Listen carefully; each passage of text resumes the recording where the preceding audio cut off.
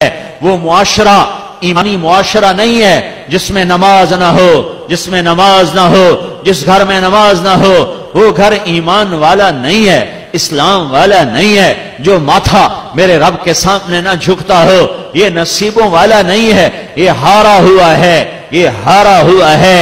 میرے بھائیو، میرے نبی کا پیغام دو باتوں میں دنیا سے جاتے ہوئے، الصلاۃ وما ملکت ایمانکم، میری امت ایک نماز نہ چھوڑنا، ایک اللہ کے بندوں سے اچھا سلوک کرنا، نوکروں سے، ماتحتوں سے، غلاموں سے انسان بن کے رہنا۔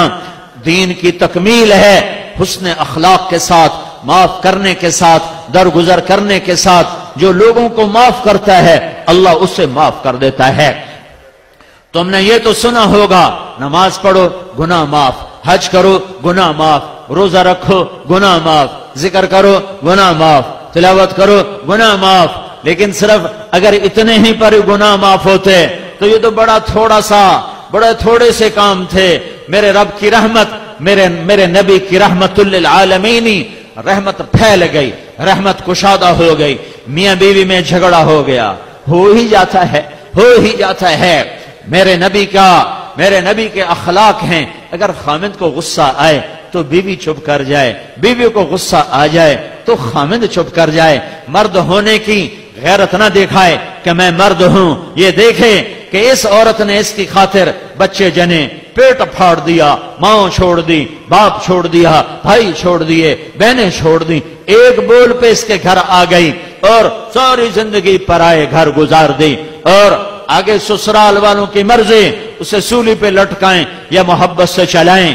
عام طور پر ہمارا معاشرہ، سسرالی معاشرہ بڑا ظالم معاشرہ ہے، آنے والی بچیوں کو تار کر کے رکھ دیتے ہیں۔ دوسری طرف سے بھی ظلم و ستم ہے، لیکن بہت کم ہے کہ کوئی بیوی کے عشق میں آ کر اپنے ماں باپ کو دھکا دے دے، لیکن یہ واقعات بہت تھوڑے ہیں۔ زیادہ واقعات یہ ہیں کہ سسرال والے لاتے تو بڑے لاڈ سے ہیں، پر پھر اس کی زندگی کو جہنم کی بھٹی بنا دیتے ہیں، چونکہ نبوت والے اخلاق سیکھے ہوئے نہیں ہیں۔ میاں بیوی کی زندگی میں دخل مت دو، میاں بیوی کی زندگی میں